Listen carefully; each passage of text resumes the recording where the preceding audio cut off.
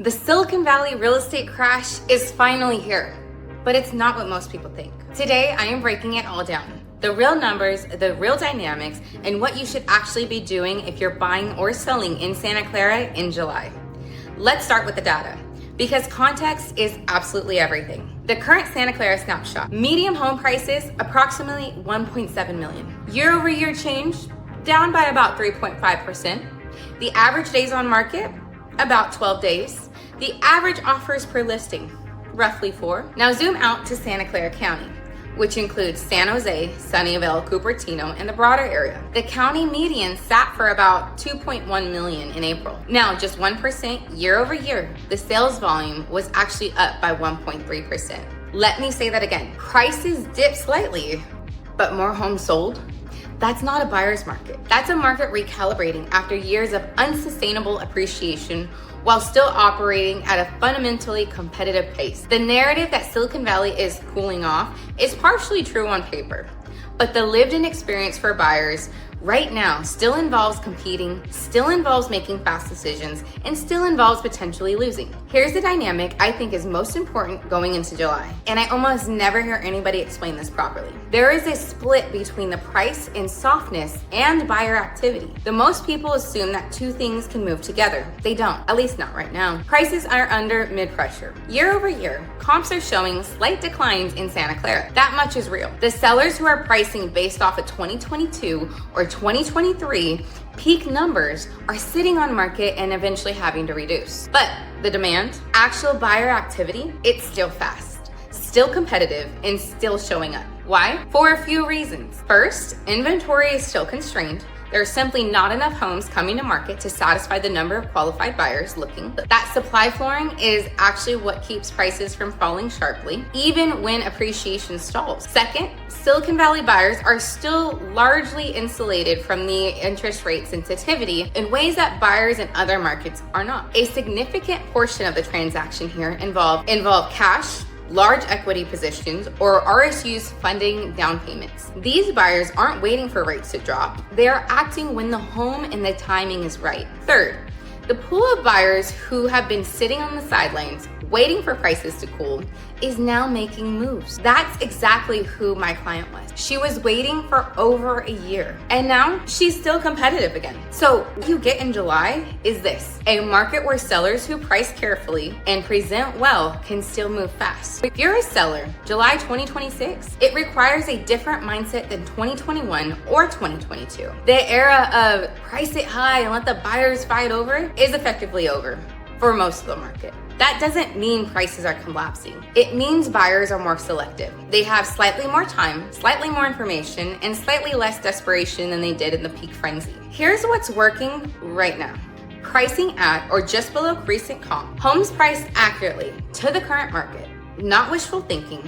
Actual comps closed in the last 60 days are still generating multiple offers. The key word here is current. A comp from 18 months ago is not useful data right now. Presentation matters more than it has in years. When buyers have 12 days to decide instead of 3, they look harder. Deferred maintenance, outdated kitchens, decluttered photos. These cost money now in a way they didn't when every listing was going 20% over asking regardless. Well-located, move-in ready homes are still flying. Not every home is equal. In competitive Santa Clara submarkets, near Caltrain access, good school districts, walkable neighborhoods, quality inventory still attracts strong offers. The softness is concentrated in overpriced, poorly presented, or awkwardly located listings. If you're thinking about listing this summer, my honest advice, don't compare yourself to the peak. Compare yourself to what is sold in your specific neighborhood in the last 90 days. Price with precision, present with care, and don't wait for the market to return to 2022. That's not the play. If you're a buyer, July might actually be one of the better entry points than you've had in the last few years, but not for the reasons most people assume. The opportunity isn't that homes are cheap. They're not.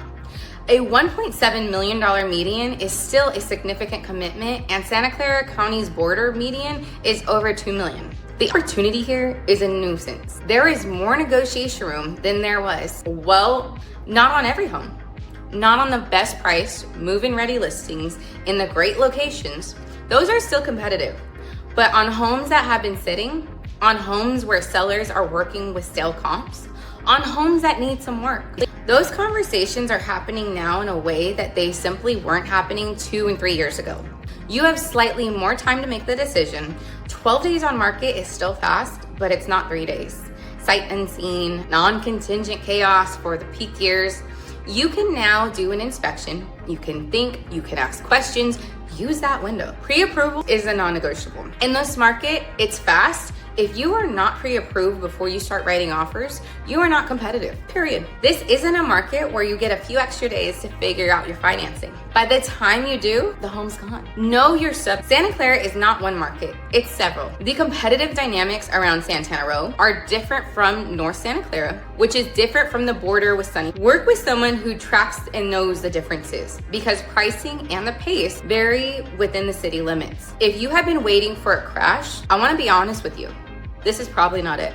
What you're seeing is a healthy recalibration, not a collapse. Prices are softening modestly, but the fundamentals that drive Silicon Valley real estate, limited land, concentrated wealth, global dominance in the tech economy, those haven't changed. The buyers who do well in July are the ones who stopped waiting for the different market and learned how to win in this one. So what do I actually expect to see in July? My honest forecast, stable to slightly softer price overall with meaningful variations by property type and location. The headline numbers may look cool. Year-over-year comparisons will probably continue to slow modestly and have a slight decline because the comps from last year were coming at an elevated level. But the experience inside this market where the buyers and sellers in it still feel competitive on good listings and increasingly slow for anything overpriced or underprepared. The surprise in July is not a crash. It's a boom. Two things can be true simultaneously. Prices can be softening year over year, and the best listings can still attract multiple offers in under 2 weeks. Inventory will probably stay constrained, and the Fed rate trajectory remains uncertain. But Silicon Valley buyers are less rate sensitive than most markets. Demand from relocating professionals, especially those coming from the Bay Area for the first time, continues to be real and active. If I had to put a single sentence on July 2026 in the city of Santa Clara, it's a market where precision wins. Precise pricing, precise preparation, precise strategy. The margin for error is narrower than the price tag suggests. That's the Santa Clara market going into July. Prices modestly softer, activity still fast, inventory still tight, buyers more selective, and sellers who price right still winning. If you are buying or selling in Santa Clara or anywhere in Silicon Valley and you want to talk through your specific situation, I'd love to connect. The link to book a call with me is in the description.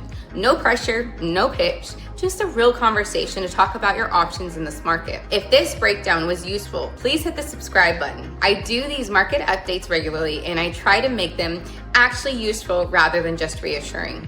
My name is Natorie with EQ on Real Estate, and I'll see you in the next one.